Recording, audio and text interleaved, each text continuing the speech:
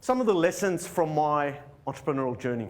And there's elements of this that you can apply to your role here as you think about innovation. But if you're thinking about it purely as an entrepreneur, here's the most important thing.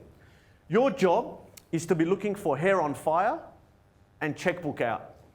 In fact, at Contexti, that's what I say to my team. That's our number one criteria when we're trying to evaluate, is this a real deal in a sales opportunity?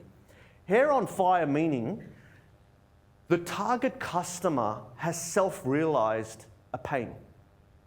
And they are in pain, they know that they're in pain, and you've helped to articulate and shape what that is and are coming up with a solution. And the checkbook out meaning they've already allocated a budget.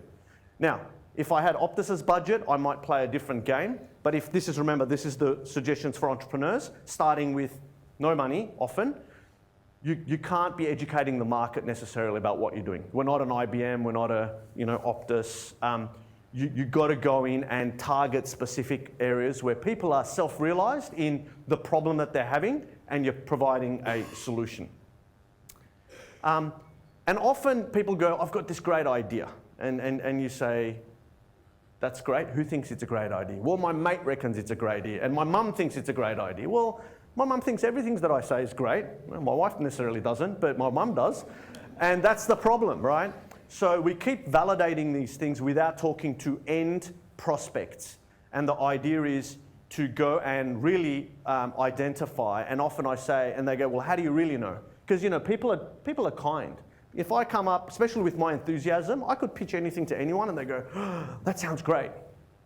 And then, of course, the killer question is, great. I say, great. Do you want to sign up today? I'll give you a 40% discount if you sign up for a year, even though I haven't built anything yet, right? Because it's that validation process. And then they start umming and ahhing. Oh, I'm not the right guy.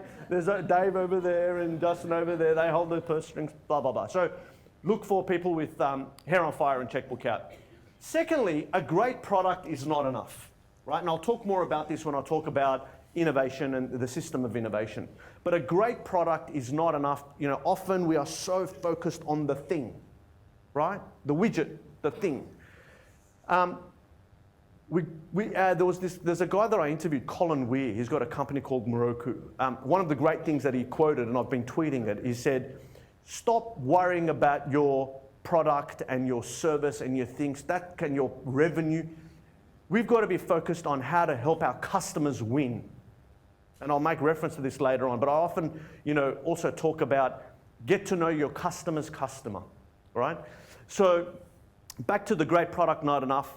You've got to absolutely think about all the other things that help to ship that product, get it to market, the support around it, the user experience, the customer experience. And too often, especially again in a startup context, people get too passionate about their product and they want to keep fixing things and they still have no idea how they're going to get it to market. How's this going to be positioned? What are the meaningful partnerships that they could create? And as a startup, you can create meaningful partnerships. We've done that with Contexti, with Cisco. We have a lot of go-to-market activity together where we found our niche, of how we help their environment. So a great product is not enough. The third thing is, I'm telling everybody, right? So often people are very secretive about what they want to do. And we will talk about this again in the innovation context, but the idea of collaboration and communicating. You get lots of benefits by talking about your ideas. Don't just hold it in. No one's going to steal your idea. Execution is king. And even then again, 90% of startups or ideas will fail, right? Regardless of the money or the support or the experience or how even I had a niche market that I'd already understood. So talk to your ideas, because what happens is people either tell you they love it or they hate it, or they know a great person who's already tried it, or they know a great candidate that should come and work for you, or they know a great company that might want to invest in you. So again, be telling everybody. Now, this is really interesting. Mission, vision, yawn, right? I guess we're all leaders in one capacity or another, whether we've got the official title or not. We have some form of leadership, whether it's at home, with our families, with our children, with our partners, within business, within sporting communities. So I say this in the broad context of leadership. And for a long time, when I see mission, vision on websites, it would inspire me. Like, it would get that fire going, because I'm the kind of guy that did Anthony Robbins seminars way back, right? That's just who I am. That's my DNA. But I always had this underlying, is it real? Like, what do you need it for? Until I've been through the journey that I've been through, and absolutely a mission focus is so important. The question as to why do we exist? Why are we doing this, right? Don't be scared to ask why. And the mission component, even at a startup stage, is so important. By having a clear mission and a purpose was how I was able to recruit such senior people when I was in the US. Trust me, it wasn't the money that I could afford to pay them. It was the fact that I painted a vision of why we were doing what we were doing, and so on.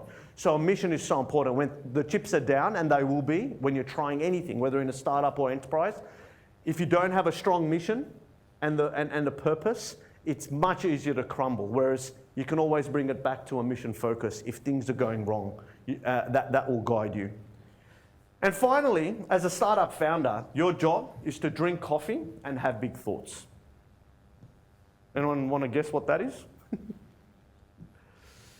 So too often, people get in the way of themselves, right? They become the single source of bottlenecks in business because they try to do everything. Now, on the one hand, again, you've got these two pulling energies, if you like, where you actually have to be doing everything in a business, but you have to find ways to delegate and scale, because what you don't want to be is the single point of failure in the business. So you need to absolutely create time to have strategic thinking.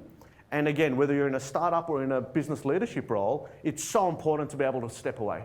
Have big thoughts, drink your coffee, spend time with people. These are really important.